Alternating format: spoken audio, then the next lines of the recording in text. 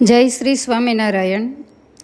અત્યારે જે તમે દર્શન કરી રહ્યા છો એ દ્વારિકામાં આવેલો અતિ પવિત્ર બ્રહ્મકુંડ, જેને બ્રહ્માકુંડ તરીકે પણ ઓળખવામાં આવે છે. તો જ્યારે ભગવાન મનુષ્ય રૂપ ધારણ કરી અને દ્વારિકા નગરીની અંદર બિરાજમાન હતા ત્યારે નિત્ય અલગ અલગ દેવતાઓ, ઋષિમુનિઓ વગેરે પરમાત્માના દર્શન કરવા માટે દ્વારિકામાં આવતા.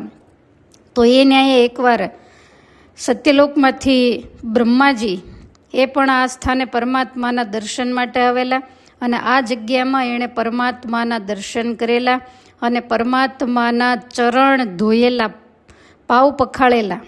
તો એ જે પ્રસાદીભૂત જળ એને આજે બ્રહ્માકુંડ તરીકે ઓળખવામાં આવે છે, જે જળને બ્રહ્માજીએ મસ્તકે ચડાવેલું. તો અત્યારે તમે જોઈ રહ્યા છો કે નીચે બહુ મોટું એક વૃક્ષ છે અને કુંડ છે. થોડું એવું મૂળની અંદર જળ ભરેલું છે. તો આ જે બ્રહ્માકુંડ, તો એના જળની અંદર લોકો આચમન, સ્નાન વગેરે કરતા હોય છે. ચારે બાજુ પાકા પથ્થરથી બાંધવામાં આવ્યું છે. ઘણી બધી ઊંડાઈ છે. ઘણા બધા પગથિયા જ્યારે ઉતરીએ ત્યારે આપણને એ જળનો સ્પર્શ થાય છે.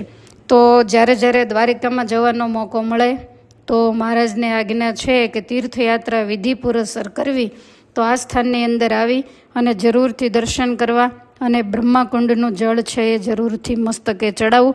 તો આ જે કથા મેં તમને બતાવી એ પવિત્ર બ્રહ્માકુંડ. બધાને ભાવથી જય સ્વામિનારાયણ.